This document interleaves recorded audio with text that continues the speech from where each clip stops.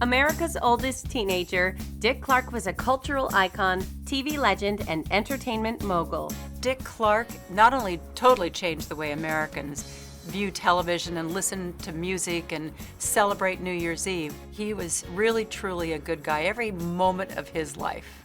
Dick Clark was born Richard Wagstaff Clark in Mount Vernon, New York on November 30th, 1929. In 1952, Clark worked as a substitute host for Bob Horn's Bandstand, but he became the permanent host when the show went nationwide as American Bandstand. American Bandstand defined pop music. I mean, at that time, that was how people found out about new music, and Dick Clark brought it to your living room. American Bandstand featured dancers and more than 10,000 live performances from artists such as B.B. King, Hall & Oates, and Janet Jackson. As a young black girl, the first thing I think about is that that's one of the first places where you could see black people and white people dancing on the same dance floor. So Dick Clark really did do a lot for race relations. As the executive force behind Bandstand, Clark made himself a major name in music and television history. The show lasted 37 years and became the longest-running variety show ever.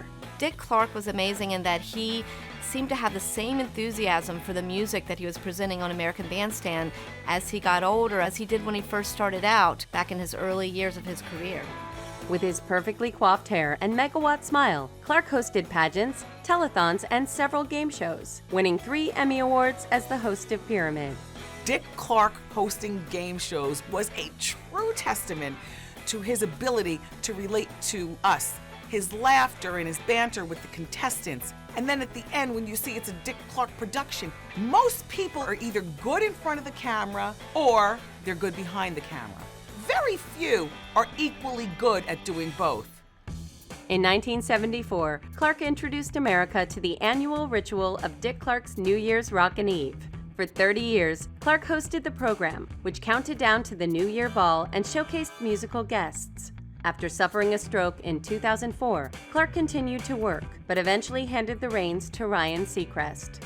When Dick Clark brought us rockin' New Year's Eve, all of a sudden it became kind of cool to stay at home. And he literally brought a nation together where you knew millions of other people were doing the same thing that you were, and you were all here at that moment because of Dick Clark. For his contributions in entertainment, Clark earned a Daytime Emmy Lifetime Achievement Award, a star on the Hollywood Walk of Fame, and was inducted into the Rock and Roll Hall of Fame in 1993. Dick Clark died of a heart attack on April 18, 2012.